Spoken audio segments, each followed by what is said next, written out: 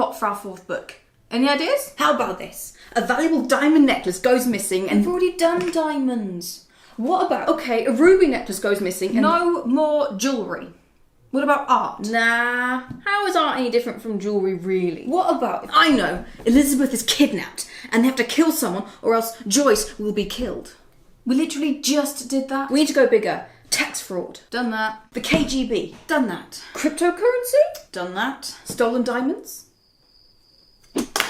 Why don't we go back to our roots and do a simple murder mystery? What about weapons manufacturing and arms dealing, leading to a conflict in the Middle East which pits Abraham against Iran, Joyce against Elizabeth, with a backdrop of political unease, moral quandaries, and war crimes? What about drug smuggling? And then we can do your idea in the next book.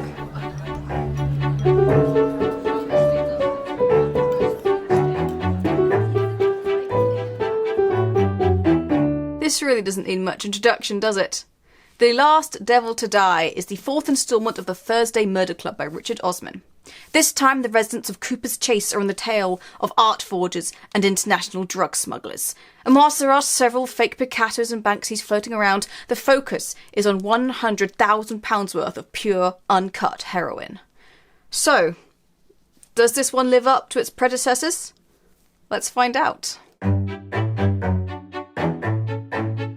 The humour that Osman is known for injecting into his books is present and correct in this one, and there were passages that really did make me laugh out loud. The sense of character is very strong. It is one of those books where you could read a list of quotes and be able to work out who said what. Osman is also very good at details and little moments here and there, and he doesn't disappoint in this book. There are some really lovely passages and descriptions, some of which were just very funny or beautiful, and some of which were incredibly poignant. The cast of characters is ever expanding in these, but I especially enjoy it when we see more residents of Cooper's Chase Retirement Village, and we got some great new faces here. Computer Bob, the resident tech man who's brought into their friendship group to help them with techie stuff. Welsh Mervyn, who's so trusting that he always gets caught out by scammers and has to be bailed out. And Audrey. She's only in one scene, but I thought she was really funny, and I hope she turns up in the next book because I loved her. And Snowy the Fox. That's right. The little fox motif that features on the front covers is in this book. Good news, everyone! He's got a name, Snowy. Actually, he's got loads of other names too, and he's a regular resident at Cooper's Chase, and all is great. Sad news, everyone. The fox dies. Spoiler, I guess. But thematically, it works very well. But it genuinely upset me more than any human death in any of these books. Speaking of characters, Welsh Mervyn is the scammer's dream. And he has a subplot. He is the victim of a romance fraud, and the team, whilst not tracking down heroin, are trying to help him realise that Tatiana is not a real person, and that he really shouldn't be sending her any more money. I just really like the subplot, to be honest. I thought it was very funny, but also quite sad, because there are so many people, especially of the older generation, who do fall victim to these, which made it all the more satisfying to read, actually, because you knew that this scammer would eventually get their comeuppance. So I enjoyed that subplot. I think that was a lovely addition. There is also a nice sense of continuation between the books. It is easy for murder mysteries to fall into the status quo trap, wherein nothing changes, so you don't have to worry about changing the dynamics. Especially when the main cast are all pensioners, it's easy to make them very static as characters. But they do change. They have relationships that develop, and it's nice to see that these relationships carry from book to book.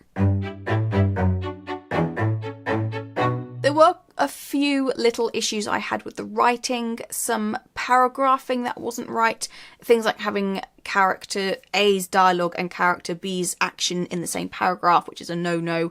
And there was a section where the tenses didn't really seem right to me. Little things that really shouldn't have made it into the final draft of publishing. I did find overall a lot of things that Osman did well in previous books in the series were a little weaker in this one. I wonder if it was a case of, you know, when someone does something and you praise them for it, and so they keep doing it, but it's not quite the same anymore.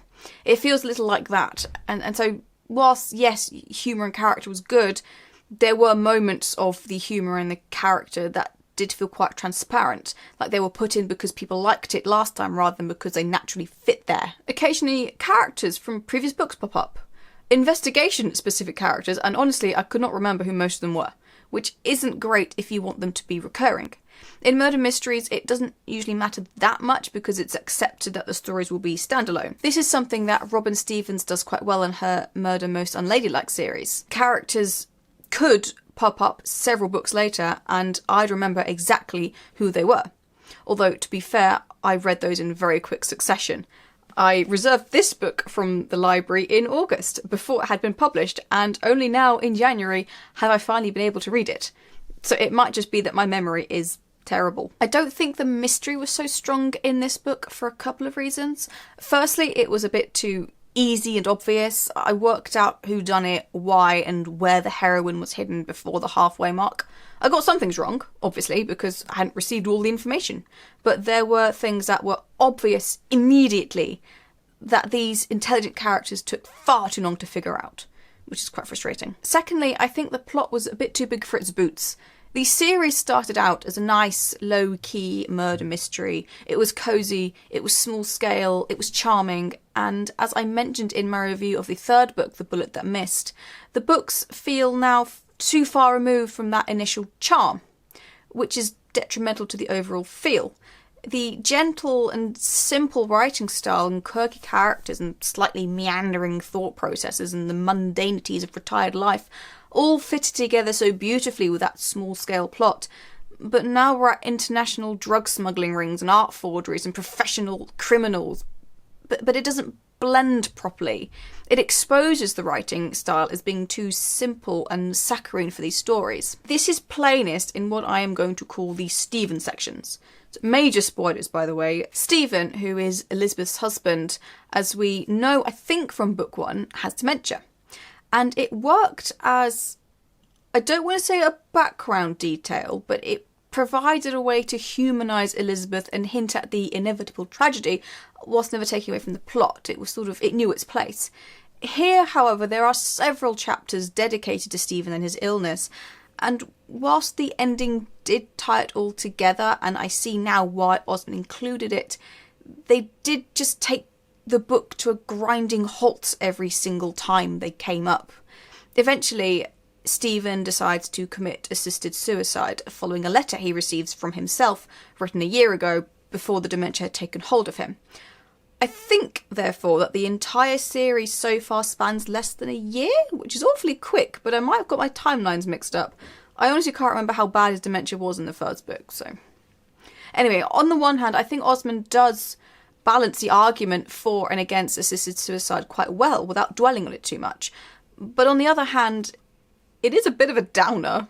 I don't want to be blasé about it, but these are marketed as cosy, light-hearted murder mysteries, but we have several consecutive chapters in the middle detailing this really quite depressing subplot where there is no detecting, only misery. And it left me cold. And I wondered for a while why. After all, it isn't unknown for this genre to branch out like this, and Osman himself has done it successfully in previous instalments, but not to this extent. And I realised Richard Osman just isn't a good enough writer for these sorts of scenes. He's good at humour with gleams of poignancy. Full chapters that are supposed to be sad and beautiful and meaningful just sort of read as a bit schmaltzy and saccharine.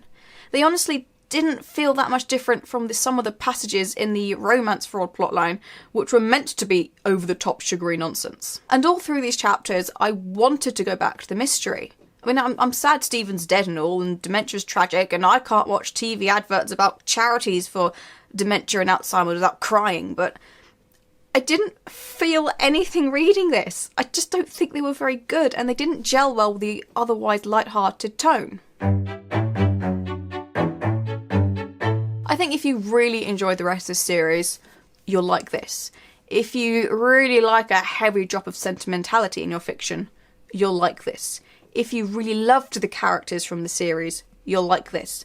But if you're a cynical sod like what I am, enjoy smaller scale stories that are content to be so, or were only really reading these books for something light-hearted and easy and not for emotional investment, then maybe this one isn't for you. But it's such a quick and easy read, I can hardly say don't bother. It's just not the best one of the bunch. However, in the author's note, Osman did say that he's planning to branch out with a different detective duo consisting of a father-in-law and daughter-in-law, so who knows? Maybe that'll be a handy vessel to hold these big, high-stakes plots, and the Thursday Murder Club can step back into the realm of quaint and cosy murder mysteries it had initially promised. Or maybe next time they'll fight the devil, I don't know. Well, book 20 was a success.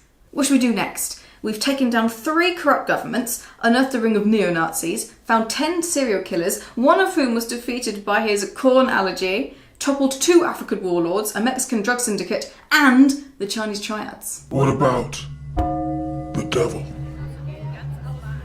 Nah, we did him in book 16. What if the devil has an evil twin? Very well. The devil's twin.